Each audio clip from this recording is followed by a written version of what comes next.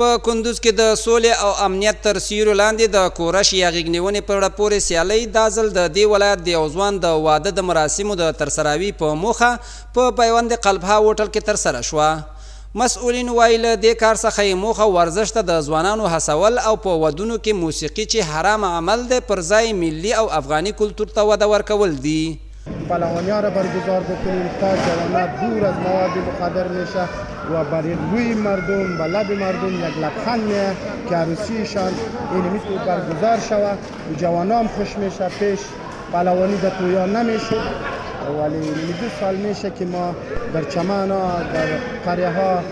حتی در هتل کندوز ما مسابقات پهلوانی را گرفتیم. بیشتر از 200 جوان در این مسابقات اشتراک کرد و هدف ما این است که جوانان رشد بکنن و در مسابقات ملی و بین المللی اینا اشتراک بکنن و اینمی تو روزای جمعه بدون جمعه در روسیه محفلا گرفته شود جوانان تشویق میشه. په ورته وخت کې بیا د دې ولایت اوسیدونکي په ملي مناسبتي او په ودونو کې د داسې سیالیو ترسره کېدل یو نیک ګام بولي او له خلکو غواړي چې خپل اسلامي او افغاني کلتور ته وده ورکړي او د خوښیو ورځې د هیواد په کلتوري لوبو ولمانځي. مسابقات کورش که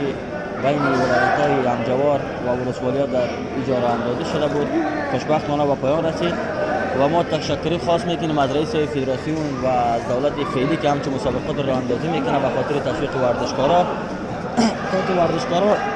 تشویق شوی و د کندوز د کورش فدراسیون په داسې حال کې د یو ځوان د واده په مراسمو کې د غېږنیونې سیالۍ ترسره کوي چې په دې وروستیو کلونو کې په کندوز ولایت کې دغه سپورټي لوبې د پام وړ وده کړې ده.